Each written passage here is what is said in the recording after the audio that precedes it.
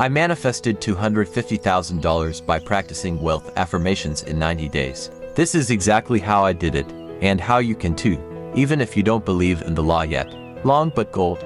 The creative process begins with an idea and its cycle runs its course as a feeling and ends in a volition to act. Neville. This is a story of consciousness versus unconsciousness. To be honest, I was one of those extremely unsuccessful people. I had never succeeded in anything and I had just dropped out of college for a second time at the age of 21. I knew I had a huge problem at hand, and it all started with my mind and how it was conditioned when I was young. I remember I'd wake up in the morning and the very first things I'd think of were how much of a failure I was, how I dropped out of school with no plan. I had a terrible work ethic and no set of high-paying skills.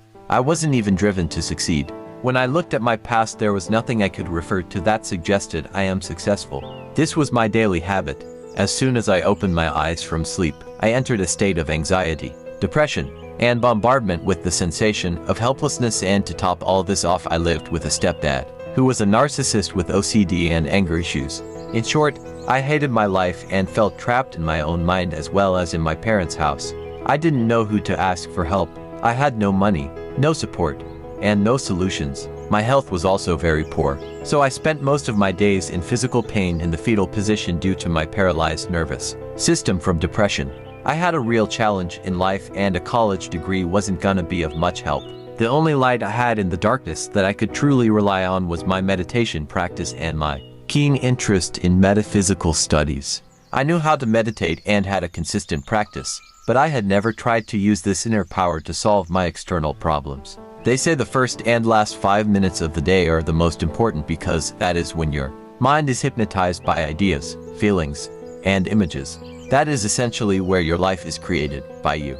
And if you don't control it, the circumstances of the world will control it for you.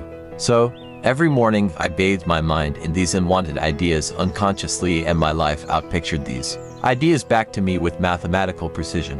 I recognized this was the root of all my problems. My mind created my attitude, and that created my life. Everything from my financial brokenness, depression, and my physical chronic pains were coded in my mind, and I woke up in it every day, completely immersed and bathed in it, which blinded me to any other possibility. This cycle repeated itself all my life, until one day I came across a book called Scientific Healing Affirmations, written in 1922 by a Grand Master Yogi known as Paramahansa Yogananda. This was the very first book I read on the law of attraction. I had read the term before, but I had never studied it in depth.